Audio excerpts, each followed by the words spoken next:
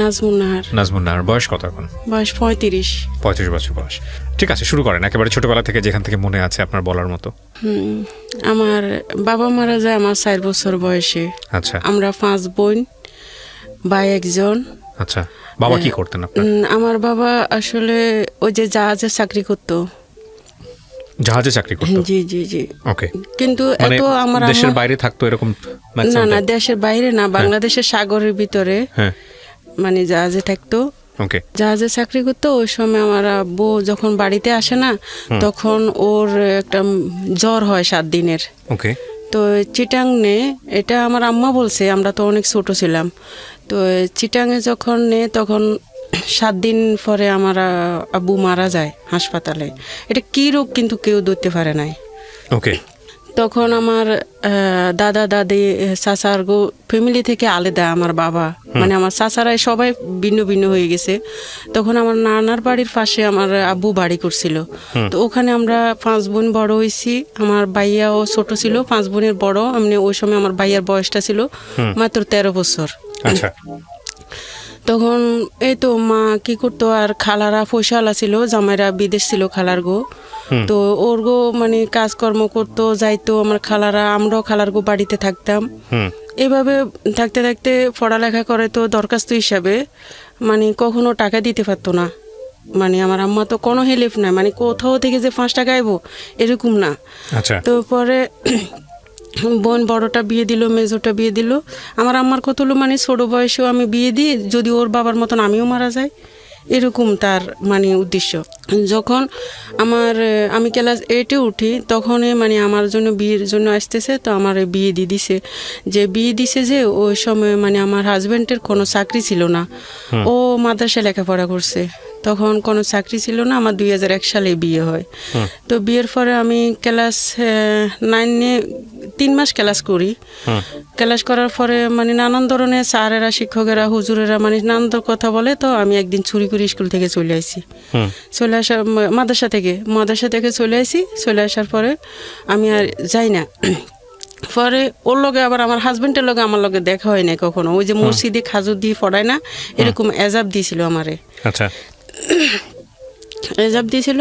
তারপরে যে আমার বিয়ের 6 মাস পরে আমার উঠায়নি আমার জালের গো বাড়িতে। মানে আমার শ্বশুর বাড়িতে নে নাই। আমার শ্বশুর বাড়ি হলো নোয়াখালী, হাতিয়া। আচ্ছা। কি করতো ছেলে? কি করতো ছেলে? কিছু করতো না ওখান। তখন আপনার যখন বিয়েটা হলো তখন বয়স কত আপনার? আমার বয়স 13 বছর। 13 বছর মাত্র? আমার আম্মা বলতো আরে মানে 12 বছর, কিন্তু আমার ক্লাস হিসেবে আমি 13 বছর মনে করি।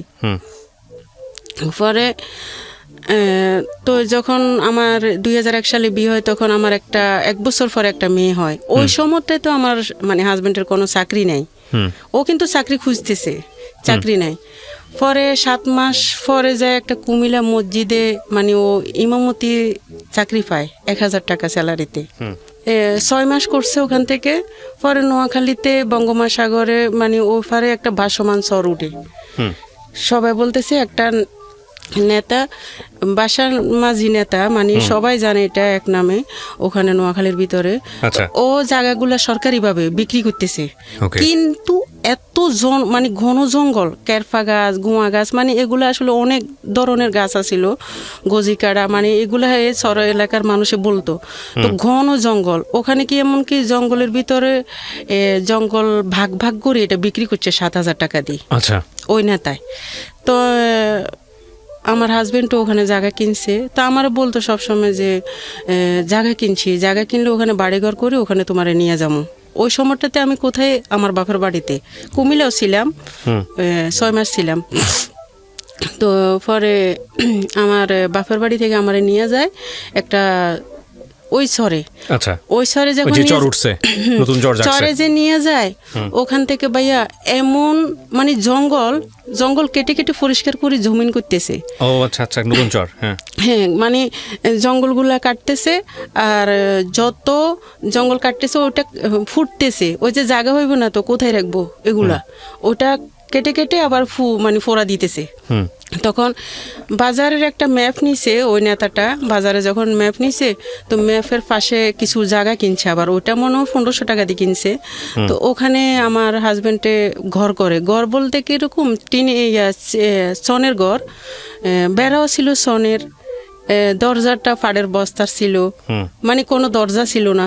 উত্তর পাশে শুধু মানে গাছের ফালা, মানে গাছের ফালা মনে হয় 100-র উপরে রাখছে, মানে ঘরের কোনো দরজা ছিল না। আর সামনে একটা ঠেলা দুয়ার আছে না ভাইয়া, ওই যে আপনি চিনেন কিনা জানি না, একটা বাঁশের বেড়ার ঠেলা দুয়ার ছিল আর সনের বেড়া ছিল। তো উপরে দিয়ে আবার হিরি মানে এরকম 2-3 হাত মানে খালি। তা আমার যখন নিছে আমার এত খারাপ লাগছে যে ঘরের কোনো বেড়া নাই, ঘরের কোনো দরজা নাই, এরপরে যে একটা খাট নাই। কি বানাইছে জানেন ভাইয়া, ওই যে লার্কি আছে না, মানে গাছের লার্কির মতন লম্বা লম্বা দিয়ে মানে এটারে খাট বানাইছে, মাছা বানাইছে, বানায় ওখানে সন বিছাইছে। তো যেদিন ফার্স্ট আমার নিল তো আমার তো এমনি মন খারাপ হয়ে গেছে যে জঙ্গলের ভিতরে যাইতেছি, রিক্সা নাই, আমি 12 কিলোমিটার আমরা হেঁটে গেছি ওখানে। আমার মেয়েটারও কোলে নিছে আর একটা ব্যাগ ছিল, আমি মনে হয় ওর থেকেও 1 কিলোমিটার পিছনে যাই, ও আমার জন্য আবার দাঁড়ায়। এরকম করে গেছি, যাবার পর আমার ঘরটা দেখি একদম খারাপ লাগছে, মানে এত খারাপ লাগছে যে ভাইয়া এটা আসলে ঘর বলতে না, এটা মানে কিছুই নাই বলতে গেলে আসলে। না আপনার শ্বশুর বাড়িতে না, আমার শ্বশুর বাড়িতে আমি কিন্তু আসলে এই ঘরটা কি আপনার জন্য বানানো হয়েছে? হ্যাঁ, মানে আমার হাজবেন্ডে বানাইছে, মানে কিছুই নাই বলতে গেলে। না আমার আবার শ্বশুর। ওই জমিটা কি তখন আপনাদের নামে হয়েছে নাকি সরকারি জমি? সরকারি আবহাওয়া নাই তো, মানে ওগুলো সব খাস জমি। যখন যাই তখন মানে ঘরে ঢুকি ভাইয়া, কি বলো, মানে কোনো পানি নেই, মানে পানির কোনো ব্যবস্থা নাই ওখানে, কোনো পানির ব্যবস্থা নাই। 1 কন্টেনার পানি 10 টাকা, 6 কিলোমিটার থেকে আনতে হয়, একটা ব্যান গায়ে 10 টাকা দিয়ে। এইরকম জায়গায় কেন গেছে আপনার জামাই? আসলে ভাইয়া বললাম না, আমার শ্বশুরগো ফ্যামিলির মানে সবাই দুর্বল ফ্যামিলি, ওরা এখন পর্যন্ত মানে আবার একটা ভালো ঘর দিতে পারে না সবাইরই। এখন এরকম একটা জায়গায় আপনার ফ্যামিলি বিয়ে দিল কেন? আসলে ওই যে বাবা নাই আরেকটা হলো মানে আমার হাজব্যান্ডটা মানে মাদ্রাসায় লেখাপড়া করছে হুজুর, আর আমার দিক থেকে আমি ছোটবেলা থেকে মানে কোনো পুরুষের সাথে কথা বলতাম না, সবসময় আমি আল্লাহরে ভয় করতাম। এই কারণে আমার মার কত হলো, যাক আমার মেয়েটারে আমি হুজুর জামাই যখন পাইছি বিয়ে দিব, এটাই মানে আমার এই আচ্ছা ঠিক আছে, সমস্যা নেই। তারপর তো গেলাম আর মানে একটা ফাতিল আর একটা কড়াই আর 2টা প্লেট, ওই যে আগের যুগে বলতো এটারে মানে কোর ফ্লেট কইতো। এটা আসলে বলতে কি সবাই চিনে কিনা জানি না, আমি দেখছি সাদা প্লেট, সাদা দোনোটাই। তো 2টা প্লেট আর একটা কড়াই আর একটা ফাতিলে মনে হয় 1 ফুট চালের ভাত পাকান যায়। তো আমি রইলাম এখানে, রাত্রেবেলা যখন রয়েছি ভাইয়া আমি ভাত পাকেছি, রাত্রে চুলো বসাইছি নিজে, ওই যে গর্ত করছি আর 3 সাইডে 3টা মাটির ইটা দিছি, দিবার পরে আমি ভাত পাকাইছি। কি ফাঁকামু, পরে বুটের ডাল আনি দিছে আমারে, একটা দোকান শুধু ওখানে, বাজারে শুধু একটা দোকান আছে আর কোনো দোকান নাই, মানে বাজার না, এটা তো শহর, মানে কোনো ফ্যামিলি বসবাস করে না। আছে ধরেন আমরা মনে হয় ওই সময়টাতে 6 ফ্যামিলি ছিলাম, কিন্তু একসাথে না, অনেক দূর। পরে আমি যখন বুটের ডাল আনছে আমার জন্য, আমি এটা ফাঁকাইছি ভাইয়া। জানেন বুটের ডাল ফাঁকাইতে আমার সারা জীবন মনে হয় আমি ভুলবো না কখনো, মনে হয় আমি 6 ঘন্টা ফাঁকাইছি, কিছুতে বুটের ডাল মানে মন যায় না, ওই যে লবণের এলাকা। ও মানে এটা এমন হচ্ছে যেটা সিদ্ধ হচ্ছে না আর কি। না তাহলে মন জানা বলতে আপনি কি বোঝাচ্ছেন? হ্যাঁ, সিদ্ধ হইতেছে না। এক্স্যাক্টলি, আমি তো সেটাই বলছি, আপনারা বলছেন মন জানা। মানে আমার পরে যায় সিদ্ধ হইতেছে না, তখন আমি কি করলাম, আমার হাত দিয়ে মানে এমন ভাবে করতেছি যে ডালে ফাঁকাতো না আমার কাছে, কিভাবে আমি হাত দিয়ে হ্যাঁ এরকম করে মন যাইতে চাইছি যে ঠান্ডা করি। তারপরে যায় আমি ভাত 1 ফুট ফাঁকাইলাম, ওই যে আমি যে ভাতের মাঠ গাড়লাম না ভাইয়া, ওই যে ফাতিলের ভিতরে মাঠগুলো রয়ে গেছে। তখন আমার স্বামী ওই জায়গায় আবার হেরে মসজিদে ইমামতি করতো, মানে 800 টাকা মাসে, 800 টাকা পাতো। তো ও নামাজ পড়তে গেছে, আমি কি করছি, আমার মেয়েটারে লই, আমার মেয়ে 1 বছর বয়স ওই সময়, তা আমার মেয়েটারে নিয়ে আমি ওই যে বললাম না মাছা দিছে, মাছার উপরে ছন বিছাইছে, তো ওখানে আমি বসে রয়েছি। তো আমার যে সারা দিনের কাতর, এত রাস্তা জার্নি করে গেলাম, যে 12-13 কিলোমিটার আমি হেঁটে গেলাম, আমি কিন্তু বালিশ খুঁজে পাইতেছি না, বালিশ নেই, কি করব? তখন ওই যে আমি দেখতেছি আমার হাজব্যান্ড আমার আগে যে গেছে, ও কি করছে, 3টা ফাটের বস্তারে একসাথে করি শুইছে, বালিশ বানাইছে, তা আমি ওটাতে শুইছি। শুবার পরে যায় কিছুক্ষণ আধা ঘন্টা পরে আমার ওই যে ভাতের মাঠগুলা খাইতেছে, শব্দ হইতেছে। আমি উঠলাম, ওই যে দরজা তো নাই, আমি উঠলাম, দেখতেছি ভাইয়া শিয়াল, আচ্ছা, শিয়ালে ভাতের মাঠগুলা খাইতেছে। তখন আমি কি করুম, আমি কই যে কি আসলে কি জায়গায় আইলাম আমি, মানে আমার কিন্তু কান্দনও আসতেছে না, যে আমার আসলে বিন্দু বিন্দু মানে একবারও দুঃখ লাগে না যে আমি কোথায় এলাম, মানে আমি নিজের থেকে আমার তো খারাপ লাগে। পরে যখন রাত গভীর হয়েছে তখন শুইলাম যে খেতা, মানে আসলে বলতে কি কম্বল কি জিনিস জানি না ওই সময়, তো খেতা গায়ে দিছি ভাইয়া, জানেন কুয়াশা ফড়ি, মানে সব সনগুলো তো ভিজে ভিজে একদম পুরা গায়ের যে খেতাগুলো ওটাও ভিজে, শীতকাল ছিল। আচ্ছা, তো আমি যতবার মানে আমি কিন্তু খেতা দিয়ে মানে মুখ ঢাকতে পারতেছি না, আমি মুখ কিন্তু উদাম করে ঘুমাই সবসময়, আচ্ছা, আমি মুখ কখনো ডাকি ঘুমাইতে পারি না। তখন আমার মানে জিহ্বা মুখ মানে সবগুলা ফাটি রয়েছে, মানে এত কষ্ট লাগছে। হ্যাঁ, ওই যে কুয়াশা পড়তেছে উপর দিয়ে কুয়াশা পড়তেছে। তখন সকাল হইছে, তখন আমি কই কি আমি তো এখানে থাকুম না। কেন থাকবা না, তোমার জামাই যদি থাকতে পারে তুমি থাকতে পারবা না। আমি কই এই যে উত্তর পাশেও কোনো বেড়া নাই, এরপরে সামনে কোনো দরজা নাই, পিছনে কোনো দরজা নাই, বাথরুমের কোনো ব্যবস্থা নাই, পানির কোনো ব্যবস্থা নাই, আমি গোসল কিভাবে করব। আমি বলতেছি সকালে, বাদের দিন সকালে এটা বলতেছি। পরে ও কইতেছে যে কি আমি তোমার বাথরুমের ব্যবস্থা করে দিতেছি।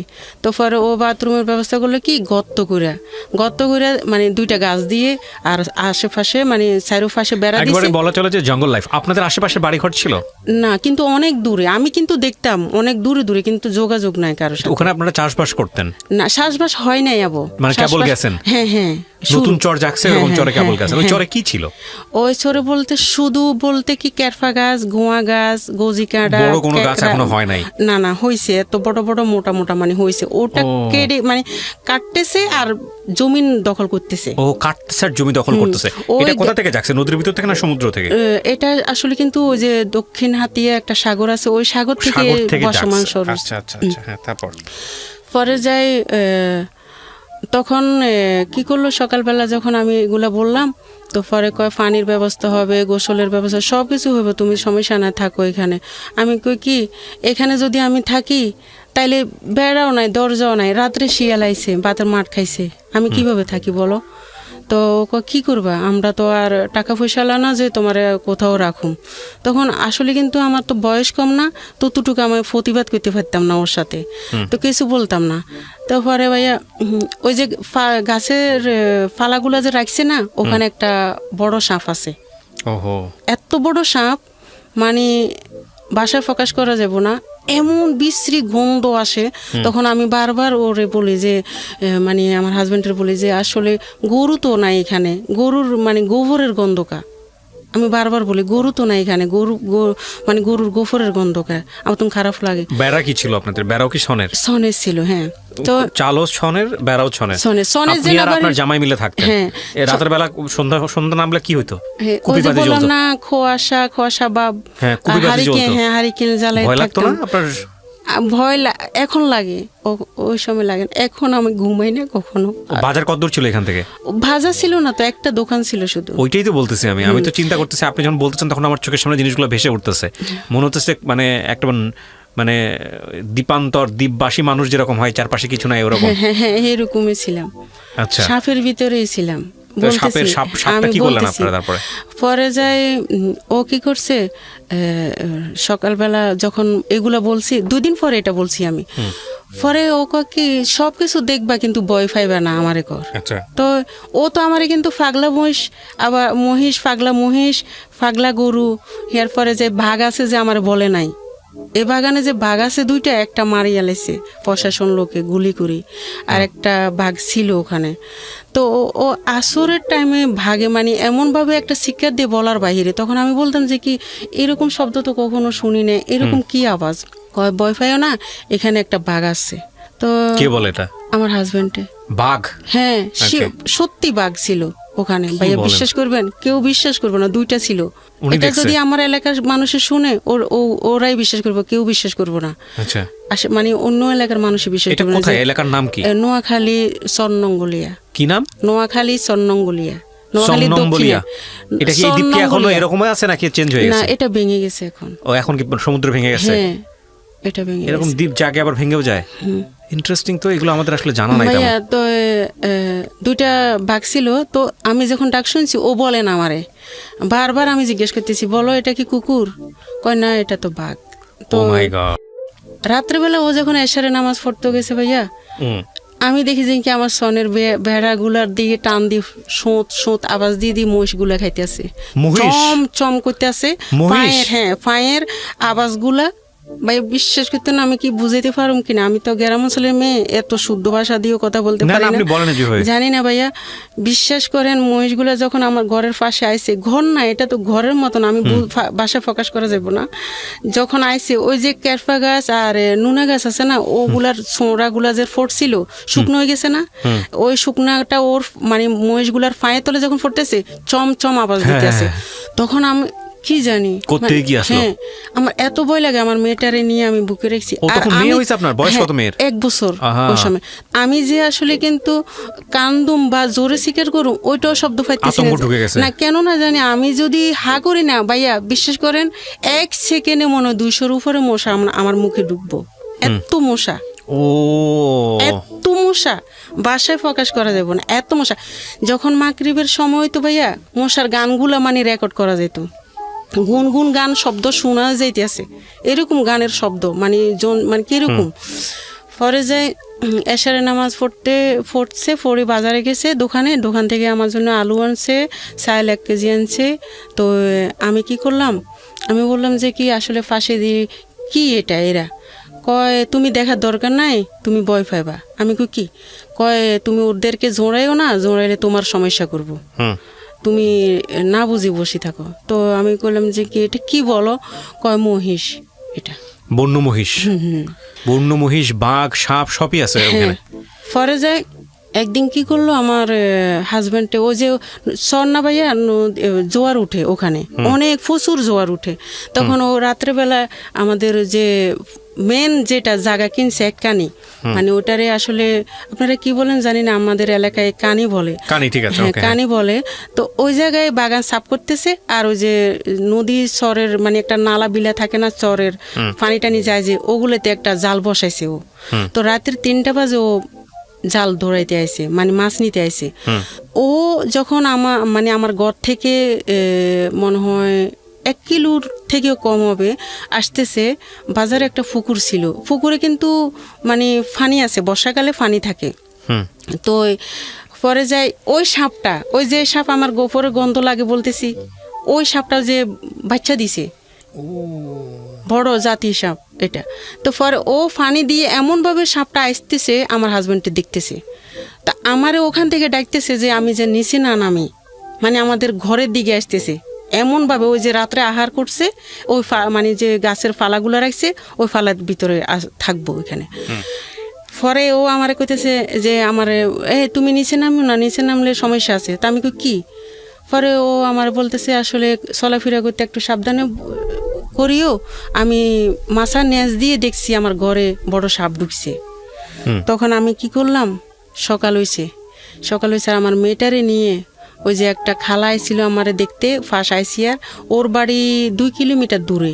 তো আমি জিজ্ঞেস করতে করতে মানে ওর বাড়িতে গিয়ে চলে গেছি, বাড়ি না, ও আমাদের মতনই সেম কাহিনী। তো ওদের বাড়িতে গেছি।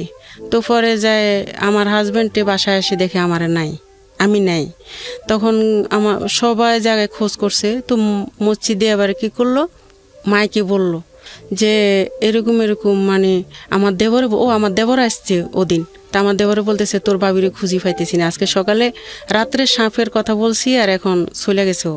তো কই গেছে এটাও জানি না, জঙ্গলের ভিতরে রোডঘাট, মানে রোড তো নাই ভাইয়া, রোড তো নাই।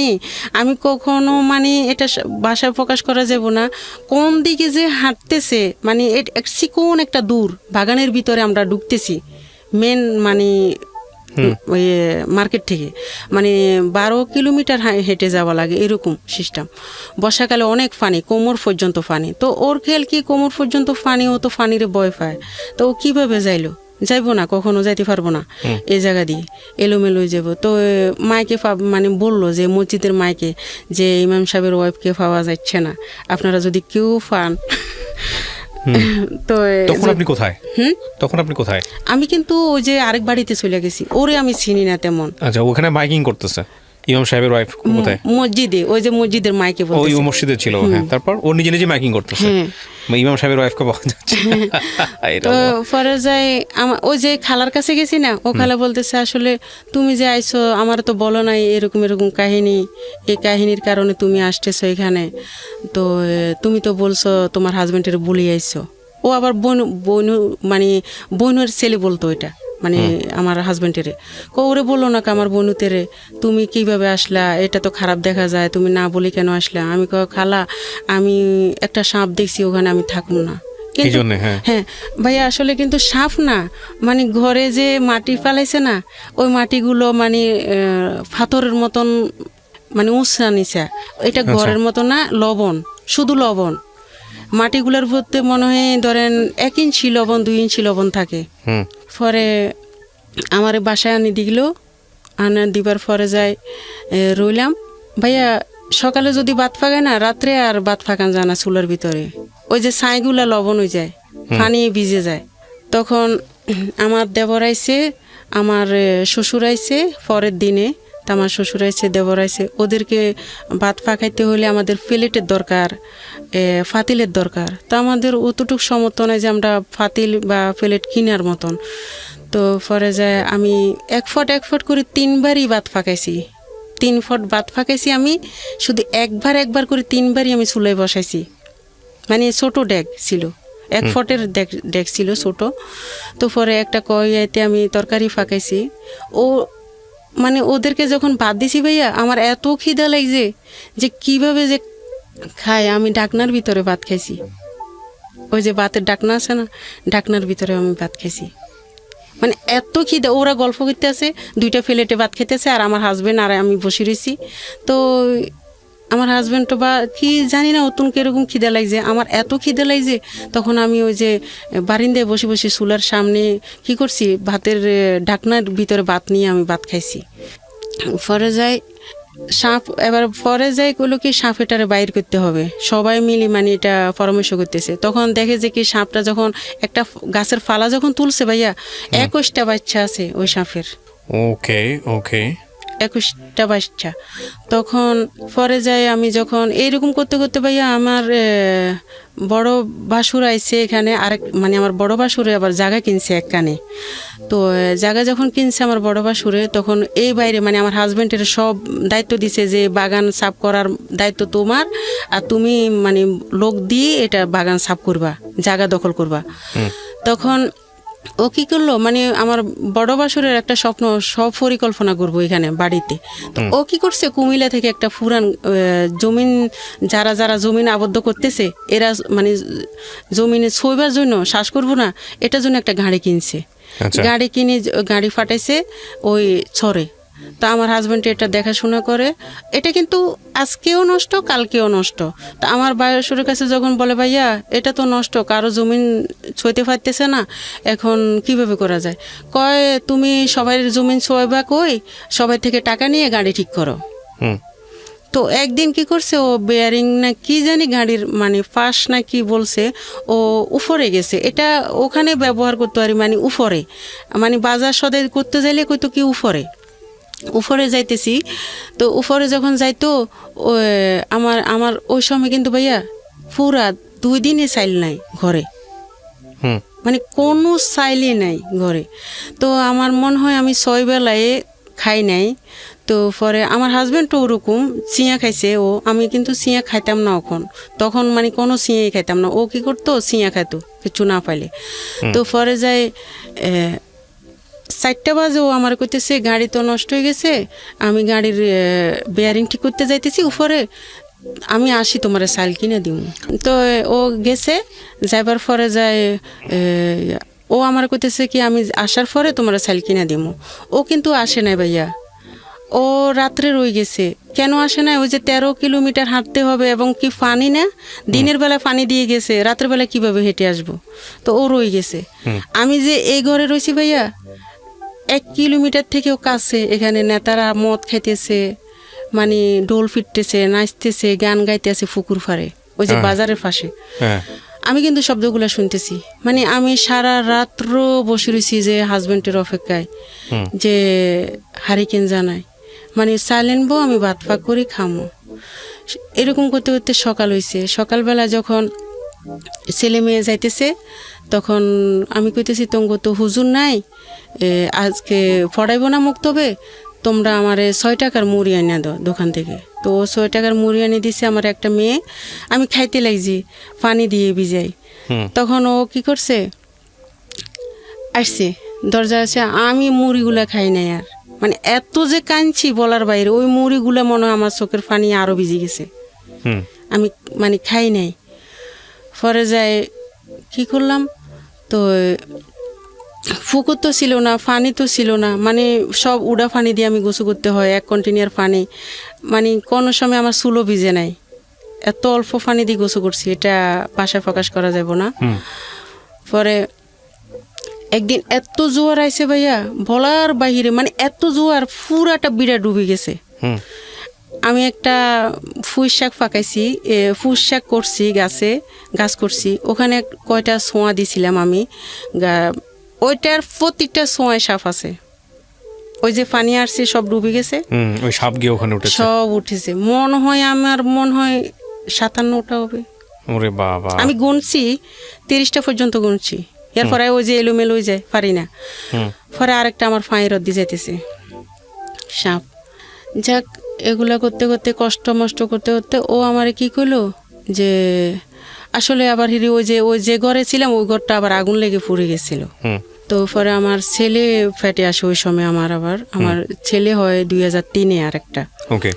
তো পরে যে আপনার ভাইয়া কি কয়, মানে 800 টাকা দিত আমার সংসার চলে না, অনেক কষ্ট, মানে বাসা প্রকাশ করা যাব না। এমনকি একদিন কেরাসিন তেল কিনে নেয় ভাইয়া, তো কেরাসিন তেল কিনে নেয়, আমি কি করছি, দরজারে ফাঁকা করি, চাঁদের আলো দিয়ে আমার ছেলে মেয়েরে বাদ দিছি। এতই খারাপ অবস্থা ছিল মানে সংসারে। ওই যে আমার বাবা নাই, আর কথা আমার শ্বশুর ফ্যামিলিও দুর্বল, কিছু নাই। পরে উনি দিনের বেলা কি করতো? ইমামতি? শুধু এটাই। আর ওই যে জঙ্গলগুলো নিজের দখল করতেছে, কাটে ওরটা, ওই জমিটুকু যতটুকু কেটে দখল করতেছে অতটুকু জমি ওর, কিন্তু এই নখটাই সব চলে গেছে, ওই যে গোড়াটা তুলতে এই কেটে যতটুকু জমি পারতেছে সব হচ্ছে ওনার জমি, যতটুকু নিতে পারে। শক্ত মাটি, অনেক লবণাক্ত মাটি, তো ওই যে গোয়াগুলা তুলতো, যে এই নৌকে অনেক রক্ত ছিল, ওইটুকু হচ্ছে ওর যতটুকু পাচ্ছে অতটুকু। এই জমিতে পরে আপনাদের থাকে নাই, সব তো চলে গেছে। হ্যাঁ। আচ্ছা, তারপর পরে ও আমারে বলতেছে যে তো পরে একদিন চাউল নাই, তো চাউল নাই আর পরে যায় কয় কি আসলে কি করবা বলো। আমি কই যে আটা আনছিলে, ওখানে রুটি মনে হয় 60টা হবে বানামু। তো আসলে আটা যে আনছে, আমি একদিন বড়া পিঠা বানাইছিলাম তেলে, তো পরে যায় বড়া পিঠা বানাইছি আর 60টা রুটি হবে মনে হয়। তো আমি চাউল নাই যখন রুটি বানাইতে, আমি বেলন কই পামু, আমি ফিরি কই পামু। তখন আমি কি করছি, ওই যে প্লেট আছে না, প্লেটের পিছনে বেলবো, এটা মাথায় আসছে, আর একটা লার্কিরে আমি মানে দা দিয়ে ছিলা লুছি, ওটার ভালোভাবে ধুয়ে ন্যাকড়া দিয়ে মুছি, আমি রুটি বেলছি 60টা রুটি। তা আমার মেয়ে একটা খাইছে, আমার ছেলে একটা খাইছে, তো ওর জন্য ওর জন্য 2টা রাখছে, আমি খাই নাই। তো ও বুঝছে যে তুমি মনে খাও নাই, তো আমার একটা দিছে, তো খাইছি 4 জনে। পরে ও কয় না, আমি আসলে বিদেশ যাবো না, জীবনও কল্পনা করি না, কিন্তু আমি বিদেশ যাবো আমার ছেলে মেয়ের জন্য, আমি এইভাবে পারুম না কখনো, সব কিছু মানে আমার আর পারা যাচ্ছে না। তো এগুলা নিয়ে ও কয় কি সুদরূপে টাকা নিয়ে বিদেশ যাব। তা আমার ভাইয়া আছে ডুবাতে, তা আমার ভাইয়ারা যখন বলে যে ভাইয়া আমি বিদেশ যাবো, তোমার কি চাকরি কাজ জানা আছে? ভাইয়া সমস্যা না, আমি কাজ জানা লাগবো না। ও আসলে কিন্তু এটা হেয়ালি করি বলছে, ওর মনে হয় যে বাংলাদেশে একটা গাছ কাটতেছে বা বিদেশ যাইও কিছু করতে পারবে, এরকম কিছু ভাবছে। তো পরে যায় ও যখন 2,80,000 টাকা আমি সুদরূপে লই আমার বড় বোনের জামার বাড়ি থেকে, তো ও বিদেশ যাইতে মানে 2,80,000 টাকা 3 লাখ টাকার মতন খরচ হয়। তো ও যায় ওখানে, তো দুবাই যখন যায় স্যালারি পায় ও 15,000 টাকা। ওই যে ইটগুলা যে ধোয় রাজমিস্ত্রি কামে হেল্পারি, পাইছে। হ্যাঁ, তো ওগুলা করতো।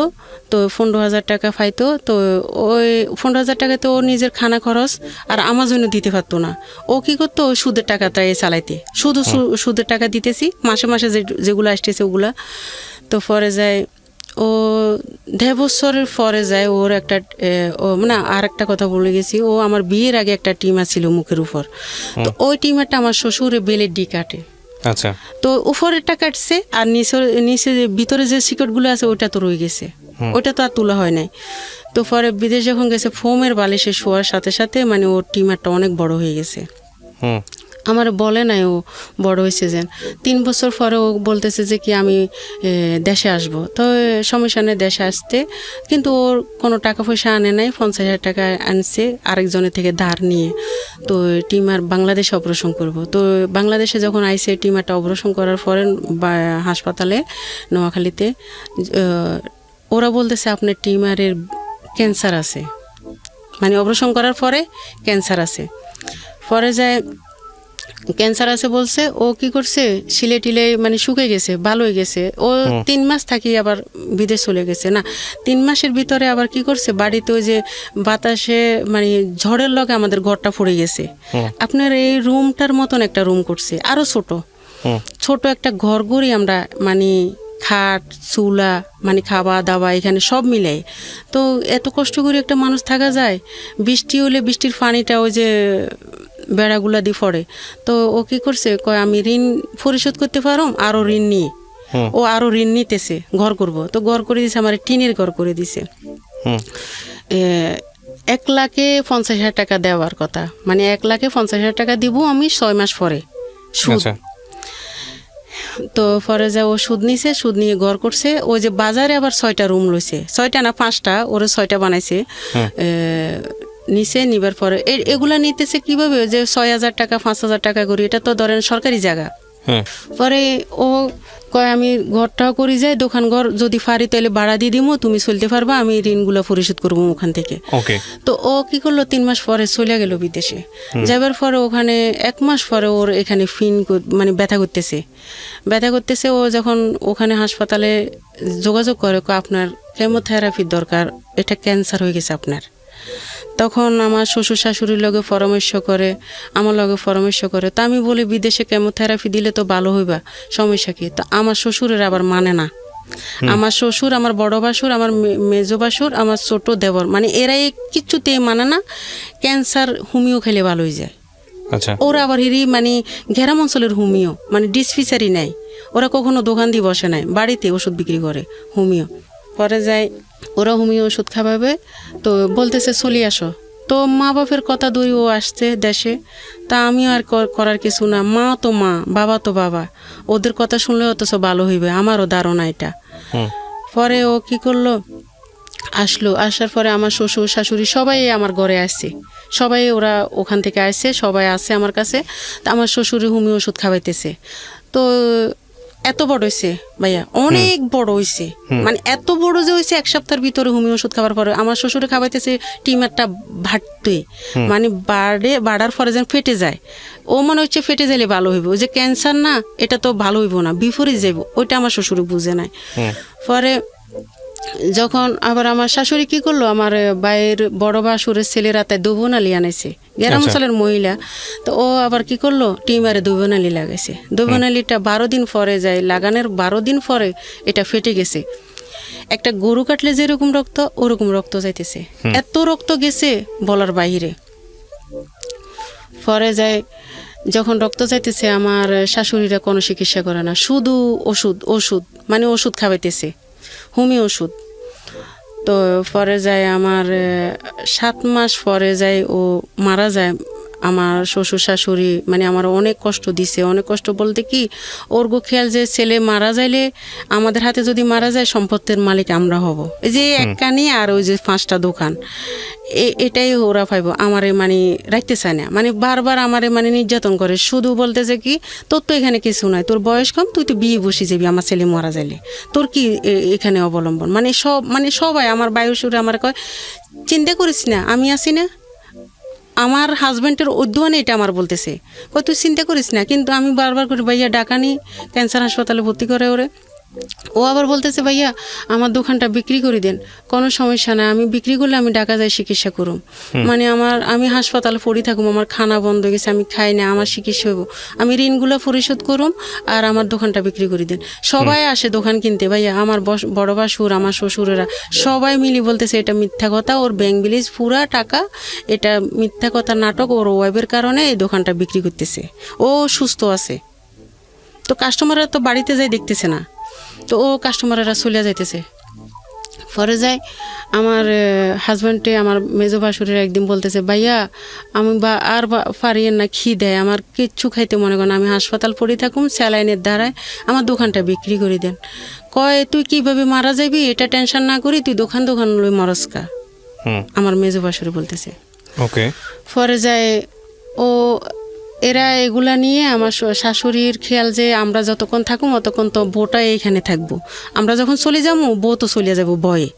ও এরকম হয়েছে ভাইয়া, মানে শুকায় ভয়ে, মানে সবাই ভয় করবো, আমি ভয় করি নাই ওরে। পরে যা আমি রইছি, ওরা চলে গেছে, সবাই আমার কাছে রাইকা চলে গেছে। চলে যাবার পরে মানে আমার হাজব্যান্ডটা আবার মনে মনে করছে যে আমার মা বাপে তো এর জায়গা দিব না কখনো, তো বাজার থেকে একটা লোক আই না কাগজ করছে, স্ট্যাম্প করছে, মানে জায়গা জমিন আমার ছেলের নামে আমার নামে করে দিয়ে যাব। তো স্ট্যাম্প করছে, তো ওটা তো কিন্তু সরকারিভাবে আমাদের কাছে মানে কাগজ যায় নাই, এটা একটা স্ট্যাম্প। তো পরে ও 7 মাসের সময় 13 সালের 13 তারিখে জুলাই মাসে মারা যায়। আচ্ছা আচ্ছা আচ্ছা। মারা যাবার সাথে সাথে ও আবার কি করলো, মারা যায় যে ওই সময় ভাইয়া কেউ ছিল না, আমার পাশের একটা মহিলা ছিল আমার কাছে। আমি এত বেগে সিলকাই, মানে আমি অজ্ঞান হয়ে যাই, আমি নিজেও জানি না, আমার শ্বশুর নাই, আমার শাশুড়ি নাই, আমার মানে কেউ ছিল না। পরে যায় ও যখন 10টা বাজে মারা যায় না, 10:30 মারা যায় ও। তো পরে আমার বাসুরে কবর দিতে দে না, মসজিদের সামনে কবর, মানে গর্ত টর্ত সব কিছু রেডি, মাইকে বলতেছে ওর ওয়াইফ থেকে সিগনেচার আনেন তারপরে কবর দিবেন। আমার একটা প্রশ্ন হলো কি, আমার মানে আমার বাসুরে তো দেওয়া উচিত ছিল কবর, কিন্তু ঋণালারা না দেওয়া উচিত ছিল না, ঋণালারা না খাট দড়ি রাখবো, যে কেন কবর দিবেন, আমাদের ঋণ কে দিব না। আমার বড় বাসুরে বলতেছে কবর দিবার দরকার না, এখন ওর ওয়াইফ থেকে সিগনেচার আনেন। তখন বড় বাসুর বলছে, হ্যাঁ, মাইকের ভিতরে বলতেছে এখন কেউ কবর দিবেন না ওকে, ওর ওয়াইফ থেকে সিগনেচার আনেন, কে ঋণগুলো পরিশোধ করব। ওই সময়টা আমার ঋণগুলো হয়েছে 7,52,000 টাকা। ওইটা আবার একটা ডায়েরিতে সমাজেরা লেখে, মানে আমার হাজব্যান্ড থাকতে, ওই যে যারা ঋণ যদি আমি ঋণ না দিতে পারি, এটা একটা বৈঠক মিলছিল সমাজ সহ সবাই। তো পরে সমাজের কাছে একটা ডায়েরি থাকে, সমাজে আমার থেকে সিগনেচার নেয় যে আমি সিগনেচার দিছি যে সবাই আমার স্বামীরে মাফ করে দেন, আমি ঋণগুলো আমি পরিশোধ করুম। তো পরে কবর দে, তো ওই সমাজের কাছে ওই ডায়েরিটা থাকে যে 7 লাখ টাকা আমি ঋণ দিতে হবে, তো সুদের টাকা সব। তো পরে আমি দোকানটা বিক্রি করতে চাই, বিক্রি করি, আমার মানে কাস্টমার আসে আমার বাইরেরা দেনা বিক্রি করতে। পরে যে একটা কাস্টমার আইছে, এর ভিতরে আবার আমার হাজব্যান্ড অসুস্থ থাকার কালীনে মারা যাবার আগে একটা সৌদি আরব থেকে একটা লোক আইছিল ওই এলাকারে, আপনি কি দোকান বিক্রি করবেন? তো আমার হাজব্যান্ডে বলছে 15 লাখ টাকা হলে আমি বিক্রি করুম। তো পরে যায় আমারে জিজ্ঞেস করছে, তা আমি বলছি যে কি আসলে আমার গার্জিয়ান আছে, মানে আমার বড় বাসুর আছে, মেজো বাসুর আছে, ওদেরকে জিজ্ঞেস করেন কততে ছাড়বো ওরা। তো ওরা কিন্তু সারা শব্দ বাজারে দেয় না এই লোকটারে, এরেও মানে ধোঁয়াই দিছে। তো পরে যখন চলে গেছে, তো আমি খালি বলতেছি ও লোকটা আমার কাছে ফোন দে না কা, আমি তো দোকান বিক্রি করি এলাম। তো পরে ফোন দে না, ও যখন মারা গেছে 1 মাসের সময় ওই লোকটা ওর বাইরে ফাটাইছে। তখন ওরা মানে একটা ডেট দিছে কাগজ করব। তো কাগজ বলতে স্ট্যাম্প করতে আমি একটা দোকানে যাই, তো আমার মেজো বাসুরে যখন কাগজটা করা হইতেছে তখন কাগজটা নিয়ে ছিঁড়ে ফেলেছে, একদম মানে টুকরো টুকরো করে আমার গায়ের উপর ছিঁড়ছে যে আমার বাইরের জায়গায় তুই বিক্রি করতে পারবি না, এটা মানে তুই কিছু পাবি না, তুই এখান থেকে চলে যা, আমার বাইরের জায়গা আমরাই পামু। তখন আমি কি করলাম, ওই যে ওখানে একটা দারোগা আছে, মানে ক্যাম্প আছে, পুলিশ ক্যাম্প, দারোগার কাছে যখন যাই দারোগাকে বিক্রি করতে পারবেন না, মনে হয় দারোগারে ওরা টাকা খাওয়াইছে, বিক্রি করতে পারবেন না। তখন আমি দারোগার ফাঁসায় দৌড়ি, মানে এত কান্দি ফাঁসায় দৌড়ি, খালি কইছি স্যার আমার স্বামীর ঋণগুলো পরিশোধ করি, আমি আমার স্বামীর ঋণগুলো পরিশোধ করি, শুধু এটাই সুদের টাকা। আমি এটা মানে এত কান্দি, ওই সময় আমার ছেলের 6-7 বছর বয়স, তো ও আমার পাশে দাঁড়ায় রয়েছে। এমন কাঁদছি ভাইয়া, আমার বিশ্বাস করেন লাগে যে এখনও আমার 35 বছর আমি চোখে দেখি না, চোখে কিছু ছোট অক্ষর দেখি না, সকালবেলা আমি টাইমটাও মোবাইলে দেখি না। দারোগার যখন ফাঁসায় ধরি তখন দারোগা আমার কয় এক অমুক জায়গায় যায় তুমি কাগজ করো, বিক্রি করো, সমস্যা নাই। তারপরে আমার শ্বশুরেরা আমার জন্য কোর্টে মামলা করে, আমি ওদের জায়গায় বিক্রি করছি। তা আমি কোর্ট থেকেও ভালো মানে আশ্বাস পাই, আমার কথাগুলো শুনি, ওরা আমারে রায় দিয়ে ভালো, তো একটা স্বামীর জন্য ঋণের পরিশোধ করার জন্য একটা জায়গা বিক্রি করছে, এটা তো স্বামীর জায়গায় বিক্রি করছে। ওখানেও আমার টাকা অনেক খরচ হয়, আমি দোকান বিক্রি করি মনে আমার 5 টাকাও আমার ছেলে মেরে দিতে পারে নাই। পরে ওখান থেকে যখন আমি কোর্ট থেকে জিতে আসি, তখন ওরা ভোট অফিসে আবার ভোটক দেয়, আমার জন্য আবার নোটিশ পাঠায়। ভোট অফিসে আবার বসি, ভোট অফিসে ওরা আমার মিথ্যা কথা বলতেছে, আমার স্বামীর জন্য বলে ওরা 2 লাখ টাকা খরচ করছে, 3 লাখ টাকা খরচ করছে, 1.5 লাখ টাকা খরচ করছে, সবাই মিলে। পরে ওখানেও আমি আবার মানে আমার কথা গ্রামবাসী সবাই আমার পক্ষে ছিল, যে এখন পর্যন্ত মেয়েটা কখনো মিথ্যা কথা বলে নাই, শ্বশুর শাশুড়ির নামেও কোনো মিথ্যা কথা বলতেছে না। ওরা কিন্তু মানে আমার শ্বশুর শাশুড়ির প্রতি সাপোর্ট দেয় না, আমার প্রতি সাপোর্ট দিছে। ওখানেও মানে আমি জিতে গেছি সব মিলাই। পরে আমার থাকতে দিব না বাড়িতে, মানে বাড়িতে থাকতে দিব না, নানান ধরনের রাত্রে ভয় বাক্কা নেতা মানে সন্ত্রাসী আমার কাছে ফোন দিয়ে রাত্রে কি আসা যাব, ওই যে আমার বাইরেরা লাগাই দিছে। পরে আমি কি করলাম, তা আমি যখন আমার বাপের বাড়িতে চলিয়ে, বাপের বাড়িতে তো জায়গা নাই, ভাই একজন আছে, তো ওখানে আসি না, আমার মেজোফার বাসায় উঠি। আচ্ছা, মেজোফার বাসায় উঠি, আমার বাপের বাড়িতে আমি থাকতে পারি নাই, মানে ভাইয়ের বউ একজন, ভাই একজন, ওখানে ভাইয়ের বউ তেমন ভালো না। তো আমি যখন আমার মেজোফার বাসায় থাকি তখন আমার গলা ব্যথা, মানে ওটা আমার আবার ছোটোবেলা থেকে গলা ব্যথা থাকতো।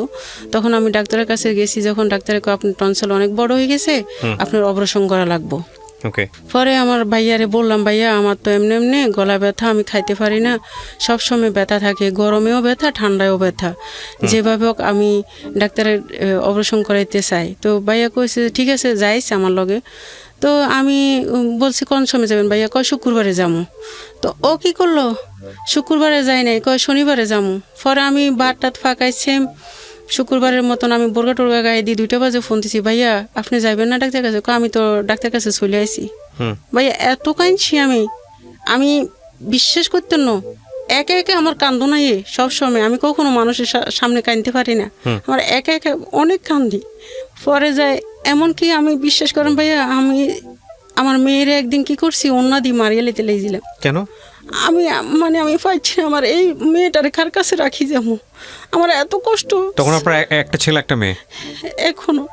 পরে যায় আমি কি করছি, আমার ভাইয়া যখন এটা বলছে, আমি কই না, আমি কিভাবে চলি, আমি নকশি কাতা বানাই কেউ যদি আমার বানাইতে দেয় তা আমি ওগুলো বানাই আমার ফ্যামিলিটা চালাই। একটা খেতা বানাইতে 3 মাস লাগে, তা আমার দেয় 600 টাকা। ওটা কি হয়?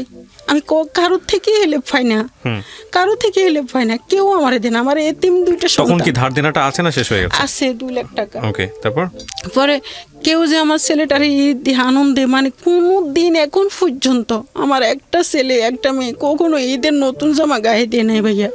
বিশ্বাস করেন ভাইয়া, আমি তো দিতে পারি নাই, আমার ছোট থাকতে বাবা মা মারা গেছে। পরে স্বামীর সংসারে আমি অনেক কষ্ট করছিলাম, পরে আমার ছেলে মেয়েরও আমি এখন পর্যন্ত দিতে পারি না। পরে আমার ছেলে মেয়ে যখন এবার পরে কি করলাম, আমার ভাইয়া যখন আমার ডাক্তার কাছে নিয়ে নাই, তা আমার আবার ওই যে জায়গা কিনছিল, যে ওই লোকটা আমার বিয়ে করতে বলছিল, ওর আবার ওয়াইফ আছে, ওর 2টা মেয়ে আছে। তো ওরা আমি কইছি যে আমার যদি বিয়ে না হতো, আমার ছেলে মেয়ে কোথায় থেকে হয়েছে, আমার বিয়ে একটাই, তো আমি ওরে নিষেধ করছি। পরে ভাইয়া আমার ভাইয়ার এ তরফটাতে মানে আমার ডাক্তার কাছে নেন, আমার বোনেরা নেয় না, কেউ আমার নেয় না। তখন আমি নিজে থেকে ওর কাছে ফোন দিছি, আমি তোমার বিয়ে বসুন তোমার কাছে। পরে আমার বড় বোন, আমার ছোট বোন সবাই রাজি হয়ে আমার বিয়ে দিল। ওরও 2টা মেয়ে আছে, তো ওরও বউ আবার ছাড়াছাড়ি হয়ে গেছে, এখন যোগাযোগ আছে মনে হয়। মেয়ে 2টার লগে কথা বলে সবসময়। তো ওর যখন বিয়ে হয় আমার, তখন আমার বাসায় একটা রাখে, আরেকটা বাসায় নিয়ে যায়। ওর কিন্তু চাকরি নাই, আবার ওর চাকরি নাই, আমি যার কাছে যাই সে সবসময় কষ্ট পায় মনে হয়। আমি আমার নিজেরই দোষ দিব নাকি অন্যজনের দোষ দিব আমি কিছু বুঝতে পারি না। তো পরে যায় আমার স্বামী যখন চাকরি নেয় আমার একটা বাসায় নেয় 3,000 টাকার রুমে, এই অত থেকে 10,000 টাকা 5,000 টাকা নিয়ে আমরা খাইতেছি। পরে যাই ও যখন বিয়ে বসলাম তখন ও আমার একটা রুমে নিয়ে রাখে আমার ছেলে মেয়েরে নিয়ে। তো পরে যায় 3,000 টাকার রুম, তো রুম ভাড়া দিতে পারতেছি না, 6 মাসের রুম ভাড়া জমে গেছে।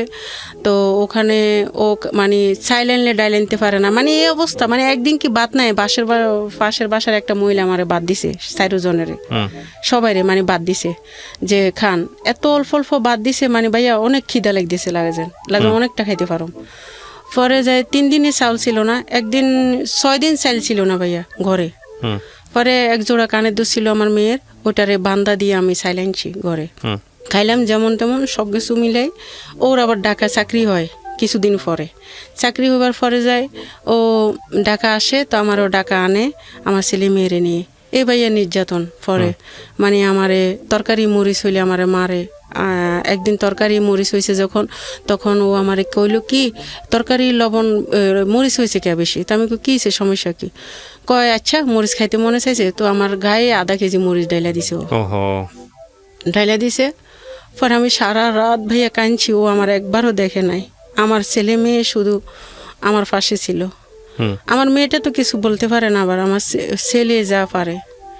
তো পরে যে ভাইয়া বিশ্বাস করেন, এ আমারে মানে ঠুনকা, মানে যে কোনো কথায় আমার মারে সব সময়। হ্যাঁ, আমি যখন রুমে যাই না, কয় এখন রুমে আইসো কা, তা আমি কয় আমার রুমে আসুম না, কয় আমার কথা বলা শেষ হইলে তারপরে তুমি আসবা। ও ফোনে কারোর সাথে কথা বললে আমার যাইতে দে না। তো ও দরজা লক করে দিয়ে ও একা একা ঘুমায়, আমার মানে আর আমার ছেলে মেয়ের লগে ঘুমাই আমি। তো এইভাবে করতে করতে ওর সাথে এখন আমার ছেলে মেয়েরে আমি ফালাইতেও পারুম না। ও কত হলো তুমি তোমার ছেলে মেয়ের ফালাই দাও, তোমার ছেলে মেয়েরে আমি খাওয়াইতে পারুম না, আমার দরকার নাই, আমি পারবো না খাওয়াইতে, কিন্তু আমি নকশি গাঁথা বানাই, যে বানাইতে দে আমার ছেলে মেয়ের খরচ। পরে আমার ছেলের যখন স্কুলে ভর্তি করাইছি ভাইয়া, তখন বাধ্যতামূলক 8-এর কোচিংয়ের টাকা নেই 600 টাকা, আর 350 টাকা মাসের বেতন।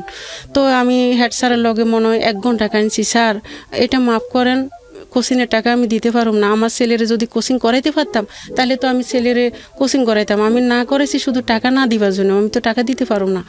আমি এত কাঁদছি বলার বাইরে ভাইয়া। স্যারের সামনে তখন গেট বার হইতে আমার স্যারে আমার ছেলে কইতেছে, মা চোখের পানির কোনো মূল্য নাই, কখনো কারো কাছে বলবেন না আমার বাবা মারা গেছে। আমার চোখের সামনে আপনি ধারোগার ফাঁসায় দড়ি কাঁদছেন, চোখের পানির কোনো মূল্য আছে মা? আমার কইতেছে যে 21,000 টাকা দারোগা নিয়েছে আপনার থেকে, আবার স্যারে আপনার থেকে 7,000 টাকা নিতেছে, আপনার কোনো চোখের পানির মূল্য আছে? কখনো আর কোনো জায়গায় বলবেন না যে আমার বাবা নাই, সবাই বলবেন আমার বাবা আছে। পরে আমার ছেলেরে পড়াইতে মানে অনেক কষ্ট হইতেছে পড়াইতে। আমি নকশি খাতা বানাই, নকশি খাতা কোনো সময় বিক্রি করি, বিক্রি করতে বলতে যেটা দাম মানে 1,000 টাকা, ওরা আমার 800 টাকা দেয়। তা আমি টাকার জন্য পারি না। ওরে আমার হাজব্যান্ডের বলি, এখন বর্তমানে যে হাজব্যান্ড আছে ওরে বলি আমার 3,000 টাকা দাও, আমি 3,000 টাকার কাপড় আনে বিক্রি করি, আমার ছেলে মেয়ের খরচ চালামু। ও আসলে দিব বলে, কিন্তু ও আমার প্রশ্ন করে আমি কি তোমার দিতাম না কইছি? আমি তো তোমার বলতেছি দিমু কখন, ওই সময়টা কখনো হয় নাই। আবার পরে মেয়েরে আবার বিয়ে দিছি। ও আমারে কয় কি আমি তোমার ছেলে মেয়ে খাওয়াইতে পারবো না। আমার খেয়াল কি ও আমার খোঁটা দিব না আর আমার মেয়েটা বিয়ে দিলে। এক জায়গায় যখন বিয়ে দিছিলাম ভাইয়া, তো ওরা 6 দিনের পরে ও ছেলেটা তালাক দিয়ে দিছে মেয়েটাকে। মেয়েটা কত বছর বয়সে বিয়ে দিয়েছেন? 13 বছর বয়সে। কেন 13 বছর বয়সে বিয়ে ভাই দিলেন? ওই যে বললাম না আমি নির্যাতন হইতেছি আমার ছেলে মেয়ের, এই কারণে মানে আমি চাইছিলাম আমার মেয়েটা যখন আরেক ঘরে যাইবো তখন আমারে আর কিছু কইব না, আমার ছেলে শুধু। পরে যায় ওই 6 দিনের মাথায় ওরা তালাক দিয়ে দিছে ছেলেটা। পরে আমি আবার কি করছি, 1 বছর পরে আবার আমার মেয়ের বিয়ে দিছি। ছেলের মা বাবা নাই, ছেলে কিন্তু সব কিছু আমি বলছি। আমার মেয়ে কারোর সাথে কথা বলে না, যদি বেশি কথা বলে ও রুমে ঢুকে থাকে, মানে কারোর কফিয়ত দেওয়া লাগবে, কথা বলা লাগবে, আসলে তো জানে না কথা বলতে, ও তো কথা বলতেই পারে না, একই কথা বারবার বলে। তো প্রতিবন্ধীর মতন আর একটু লং করে হাঁটে। তো যে চাকরি দিমু ওই চাকরিটা মানে আপনি যদি ওরিজিন আলু খাজুর বা মুড়ি যদি দেন না, 3টার নাম একটা বলতে পারবো, আর 2টা ও সরণে আড়াইছে। ওটা বলতে পারে না।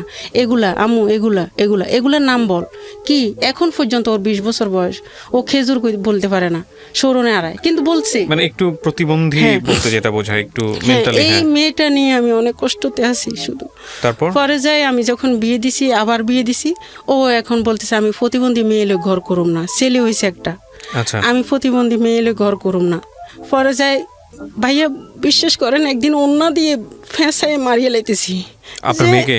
আল্লাহ, আমি মারতেছি যেন, কেন জানেন ভাইয়া? আপনি মারতেছিলেন কেন? আমার মানে যে সংসারে আছি এখন বর্তমানে, ও আমার মেয়ে ছেলের জন্য আমার অনেক বকে। পরে যে আমি ওদের কোনো মানে খরচ জামা পোশাক দিতে পারি না। ছেলেও আমার সাথে পড়ালেখার খরচের জন্য যে স্কুলে যাইলে আমার জুতা নিয়ে স্যারেরা হাসাহাসি করে, ক্লাসমেটেরা হাসাহাসি করে, আমার জুতা কিনে দেন না, ড্রেস কিনে দেন না। তো মেয়েও আমার তেল দেন, সাবান দেন, এগুলো নিয়ে আমার সংসার করতে পারিস না। 2টা বিয়ে দিয়েছিলাম, তুই কেন সংসার করতে পারিস ও না? আরেকটা বিয়ে দিয়েছেন, তারপরেও সংসার হয় না ওখানে? না, ও প্রতিবন্ধী মেয়ে এলো সংসার করবো না, শেষেরটাই বলছে। আচ্ছা আচ্ছা। পরে আমি কি করছি, খাটের উপরে ফালাই অন্য দিয়ে ফেঁসে একদম মানে জিল ফাটায় বাইরে গেছে আমার মেয়ের। পরে যাই যখন চিল্লাইছে, মানে আর কিছুক্ষণ লইলে যাইতো গো, তখন ভাই আমি সহ্য করতে পারি না। আমার মনটা অনেক নরম ছিল, নরম থাকে অনেক, মানে এগুলো সহ্য করতে পারি না। কিন্তু আমি অনেক আঘাতে আমি মেয়েরে মারছি। কি কারণে জানেন? আগে দিয়ে মেয়েরে মারবো, আমি মারবো, আমি মেয়েরে কার কাছে রেখে যাবো? আমার মেয়ে তো কারো কাছে কখনো কিছু বলতে পারবো না, যে বলে যায় না, মা তো সব কিছু বুঝে। পরে আমি যখন আমার মেয়ের যখন এখন আমার মানে একটা ছেলে হয়েছে ওর, এখন ছেলেরও সব কিছু আমি দিতে হয়, মেয়েরও দিতে হয়, আমার ছেলেটারও দিতে হয়। আমার ছেলে আজকে 8 মাস চাকরি, প্রতিটা জায়গায় চাকরির জন্য খোঁজ করে, কিন্তু চাকরি দিবে 1 তারিখে। সব 1 তারিখে আমরা আশা বসে রয়েছি, এখন পর্যন্ত 1 তারিখে। কালকে 1 তারিখ গেছে, ওই 1 তারিখেও আমার ছেলে গার্মেজে গেছে, কইছে কি অফারটা ছাড়া নিব না, হেল্পারও নিব না। পরে আমিও গেছি এক জায়গায়, পরে যাই ভাইয়া আমি কিন্তু চাকরি করতে পারবো না কখনো, যে আমার হাড়ের ক্ষয় আছে, আমি অনেকক্ষণ দাঁড়াইতে পারি না, অনেকক্ষণ শুইতেও পারি না, অনেকক্ষণ বসতেও পারি না। 5 মিনিট দাঁড়াই থাকলে 5 মিনিট বসে থাকতে হয়, এভাবে। তা আমার ছেলের জন্য গেছিলাম, যে ভাইয়া ছেলে হেল্পার নিব, কই না না অফারটা নিব। তা আমি অফারটা যদি ওরা সিলে শিখাইতে যাই 2000 টাকা লাগবো, আমি 2000 টাকা কই পাই? আমি আজকে এখানে আসবো, আমি কালকে টাকা সারা রাত খুঁজছি সবার কাছে ফোন দিয়ে, গাড়ি ভাড়া। আপনার এখানে মনে হয় 3-4 বারই আইসি আজকে থেকে, আমি প্রতিদিন টাকা মানুষের থেকে দাঁড় করিয়ে আনতে হয়েছে। আমার ঘর ভাড়া মনে হয় 3 মাসে জমছে। আমি ইয়ার আগে ছিলাম এক জায়গায়, মানে 1 সালা ট্রেনের ঘর করে 4 মাস ছিলাম এক জায়গায়। মানে আমার হাজব্যান্ড বর্তমানে যেটা আছে এর চাকরি চলে যায়, তো নভেম্বর মাসে 20 সালের নভেম্বর মাসে যখন চাকরি চলে যায়, বাড়ি গেল আর আমাদেরকে বাইর করে দিছে। আপনারা ঘর ভাড়া দিতে পারবেন না, আপনারা বাইরে যান। তো কই যাবো? নদী তো বাড়িঘর ভেঙে গেছে, কিছুই নেই, মানে কিছুই নেই। পরে কই যাবো? তো আমার হাজব্যান্ডে বলে, তো আমার বাড়িতে আমি চলে যাবো, তুমি কি করবা তোমার সন্তানদের নিয়ে? কই যাবো? তুমি যেভাবে ঢাকা দেখো কোনো জায়গা আছে কিনা, আমরা ঘর করে থাকুম প্রয়োজনে। কত পয়সালা মানুষ আছে বুঝি, কত জনে বিল্ডিং করি, ছাদ করে রেখেছে, ওই ছাদের নিচে যদি আমাদেরকে জায়গা দেয়, আমি প্রয়োজনে থাকুম, আমি কই যাবো? আমার তো বাড়িঘর নাই, নদী ভেঙে গেছে। পরে গাউসিয়া একটা জায়গা আছে, ওরা 5000 টাকা ভাড়া দিবে মাসে। তাও মানছি, হ্যাঁ মাসে 5000 টাকা হলে আমি ওখানে থাকবো, হাঁস মরক ফালবো, যে কোনো একটা ইনকাম করব। এটা নিয়ে আমি 2 লাখ টাকা আবার সুদূর ফুলই। ওখানে ঘর করি, ঘর করবার পরে 50,000 টাকা লই, বিটা বান্ধি ঘর দিয়ে 1 সালা, মানে উপরে 1 সালা টিন। যেদিন ভাইয়া জানুয়ারির 2 তারিখে আমি যাই ওখানে, ভাইয়া উপরে টেন আছে, চারপাশে কোনো টেন নেই। শীত, এমন শীত জানুয়ারির 1 তারিখে, এই 21 সালে এত শীত ভাইয়া, কুয়াশা পড়তেছে। আর আমার নাতিরে লই, আমার ছেলে মেয়ের লই আমি মশুরি টাঙায় আবারও উদাম চরের মতন গাউসিয়ার ওই পাশে বেলাবো কয়, ওইখানে রয়েছি। আমার আগের কাহিনীগুলো আবার মনে পড়ছে, আমি কেন আবার সুখ পাইলাম না, কেন আমার পায়ের তলে মাটি নেই, কেন আমি সারা জীবন বুঝি মনের সাথে যুদ্ধ করব, কখনো আমার পরিকল্পনা আশা পূরণ হইব না। শুধু মানে সবসময় আমার পায়ের তলের মাটিগুলো চলে যায়, আমি যেটা ধরে ওটা। তখন আপনার জামাই ছিলেন আপনার সঙ্গে, মানে আপনার হাজবেন্ড ছিল না? ও তো চাকরি নাই, ও আছে, ও সব মানে আমরা 2 লাখ টাকা সুদের উপর লই। তো পরে কয়টা হাঁস কিনি, 35টা হাঁস কিনি। তারপর একটু বলেন শুনি, এটা আপনি রিল্যাক্স ঠান্ডা মাথায় বলেন। হ্যাঁ, হাঁস কিনলেন, তারপর কি হলো? হ্যাঁ, যখন হাঁস কিনি তখন হাঁসের খাবার দিব না, আমাদের খাবার দিব। আর তখন হাঁসের খাবারও দিতে পারতেছি না, আমাদের খাবারও দিতে পারতেছি না। একটা টেন কারি টেনের ভিতরে ভাত ফাঁকাই। যখন 10 কারি রেডি করলাম, চাউল নাই, চাউল রেডি করলে লার্কি নাই, মানে এমন অবস্থা। নুন আনতে পান্তা ফোড়া যেটাকে বলে। হ্যাঁ, পরে যে ওখান থেকে আমরা ওই যে জায়গায় আছি, এই জায়গায় একটা কাশপুরে খান, মানে আলাম খান, সালাম খান এরকম নামে মানে একটা মহিলা আমার কইছে ওরা আল্লাহর হস্তে আপনার থাকবার জন্য বাড়ি দিব। আচ্ছা, ওদের অনেক বাড়ি আছে, আমনেরে নিয়ে যাবো। তো পরে একটা ভাবি আমারে নিয়ে গেছে, ওরা আমারে 5 বছরের জন্য থাকতে দিব। তো ওখানে ভাইয়া ওই ঘরটাতে কারেন্ট সিস্টেম বা গ্যাসের লাইন মানে কোনো কল পানির ব্যবস্থা নাই। তো ওরা বলতেছে 35,000 টাকা যাইবো ওটা ঠিক করতে। তো 35,000 টাকা পাই কই?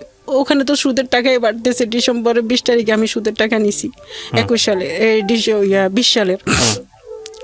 তখন পরে যাই ও আঙ্কেলেরে বলি যে কি আঙ্কেল আমরা তো 35,000 টাকা দিতে পারবো না, এখন ঘরও কমপ্লিট হইতে পারবো না, আমাদেরকে কোথাও যদি জায়গা দেন। আমরা এমন অবস্থায় আছি, গোসল করতে পারি না, বাথরুম নাই। ওই যে 5 আছে না, 5-এর পানি দিয়ে আমি মুখ হাত ড্যাগ মানে সব কিছু পাতিটা দিয়ে ধোয়া হয়, গোসল করা হয়। আর ওই যে মশা, সেম মশা, মানে এত মশা ভাইয়া বলার বাইরে। বাথরুমে বসা যায় না, মশুরি টাঙায় দিনেও বসন লাগে। আর ঘরের বিটাটা এরকম মোটা মোটা ফাটা। আর জানালা ছিল না, কোনো জানালাই ছিল না, টেন ছিল না। আবার আমি ওই আগে সেম এরকম ভাবে ঢাকা শহরে থাকতে হ্যাঁ। পরে যাই 15 দিন পরে আমাদের দরজার সামনে দিয়ে গাড়ি 20-30টা যাইতে আছে, মাটি টাইনতে আছে, দুল আর দুল ধুলা বালু যাইতে আছে ঘরের ভিতরে। বাইয়া রাত্রেও ঘুমাইতে পারতেছি না, দিনেও ঘুমাইতে পারতেছি। ওখানে আবার 4 মাস হইতেছে, 5,000 করে মালিক হিসাব রাখছে। প্রতিদিন ফোন দিতে আছে, আপনারা জাগার ভাড়া দেন না কা। পরে আমরা ওই যে খানেরা বলতেছে আমাদের এখানে 6,500 টাকা করে রুম যায়, আপনারা চাকরি হওয়া পর্যন্ত এখানে থাকেন, সমস্যা নাই। এটা কত সালের ঘটনা? এই তো আচ্ছা। পরে যায় ভাইয়া যখন মে মাসে পরে খানেরা মানে ওরা আমারে বলতেছে যে কি তোমরা আসো এখানে 6,500 টাকা দিয়ে থাকো, চাকরি হইলে তোমার হাজবেন্ডের, তারপরে যায় তুমি আমাদেরকে ঘর ভাড়া দিও। পরে আইসি এখানে আসার পরে আমি ওই যে ঘরটা আমরা বিক্রি করতে পারি না, ওখানে 2 লাখ টাকা। আপনার মেয়েটা কোথায় আছে এখন এটা বলেন? আমার কাছে। আর আপনার ইয়েটা আপনার হচ্ছে ওই জামাই কি আপনার সঙ্গে থাকেন না? মানে আপনার দ্বিতীয় হাজবেন্ড আপনার সঙ্গে? না থাকে না, ও সিরাজগঞ্জে থাকে। সিরাজগঞ্জ থেকে কি করে? ও চাকরি করে। তো চাকরি করে তো আপনার সংসার চলার কথা। কিসের চাকরি করে? 1 মাস হইছে চাকরি করে। চাকরি পাইছে তো? হ্যাঁ। আচ্ছা, তাহলে আপনি আর আপনার মেয়েকে নিয়ে আছেন। আপনার ছেলেটা কোথায়? আমার ছেলে আমার কাছে আছে, ও 8 মাস ধরে চাকরি খুঁজতেছে, চাকরি পাইতেছে না। বয়স কত ওর? 18 বছর। এই গল্পটা আপনি কেন বললেন আজকে রেডিওতে লাখ লাখ মানুষের কাছে? আসলে যে আমি 2বারই বিয়ে দিছি আমার মেয়েটারে, আর আমিও এটা। আর একটা কথা হলো যে নদী বাড়ি ভেঙে গেছে, যে ওই সময়টাতে কিন্তু যখন নদী আসতেছে ওই সময় আমি জায়গাটা বিক্রি করা উচিত ছিল, ওইটা আমার ভুল।